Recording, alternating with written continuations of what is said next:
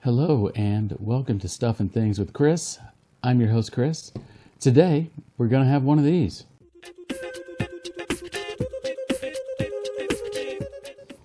So on Netflix, Nifty or Not Nifty, I'm going to be discussing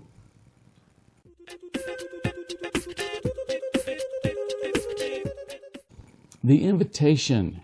Came out in 2015. It's directed by Karen Kasuma, who also directed Aeon Flux and Jennifer's Body, two underrated movies.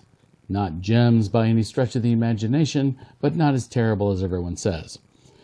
The Invitation is by far her best work.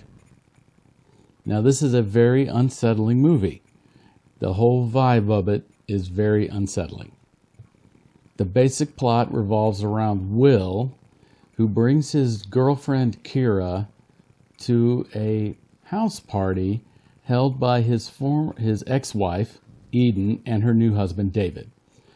And Eden and David have arranged to have not just Will, but also all of their college friends come back and gather together for an evening of fun and festivities.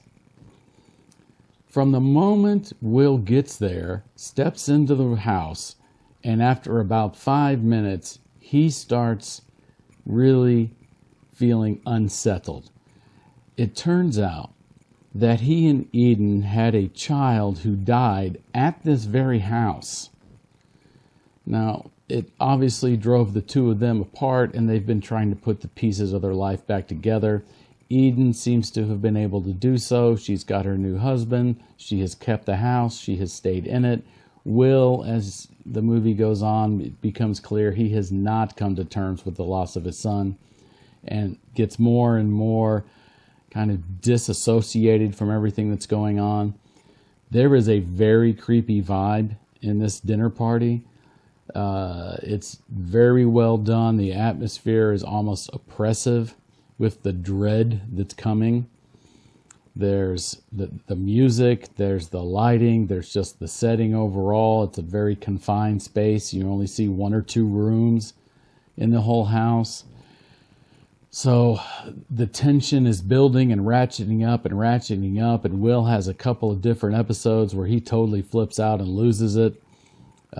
People are kind of starting to lose it slowly but surely. One person leaves, and you really wonder what's going on. Someone else shows up at the party, and if you're a fan or a veteran of watching movies and TV shows like I am, you'll recognize this actor. I can't remember his name, but he's been in a jillion things as kind of a backup supporting character, and he plays a guy who's very, shall we say, serious.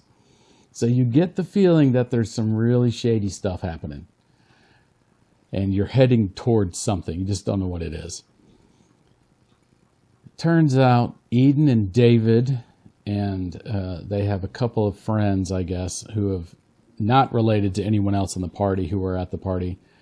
One being the big heavy guy, and another being a girl who is clearly not all there, as she's kind of just bouncing off the walls during the whole movie.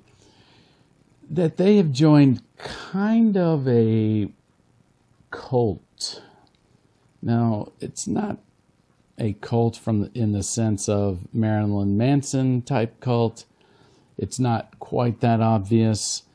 It's, I believe, a rip and a shot at Scientology, because they talk about how all of these famous actors and famous people in the movie business are in this group, and they show some videos and to the whole dinner party that their leaders put together, and the whole purpose of this organization is to help people get over and overcome feelings of sorrow and sadness in their lives, and understand that those things really don't happen, that they're just a way, it's just your body trying to cope with something, your mind trying to cope with something, and that you can overcome those and be happy all the time. So Will instantly thinks, well, this is a bunch of nonsense. But he plays along because his girlfriend is like, hey man, you're embarrassing me. And he wants to be there for Eden because he wants to support her. He wants to see his friends. Everybody thinks it's a little bit weird. And then you get to the last act where things jump off a cliff of craziness. It is downright just bonkers, okay?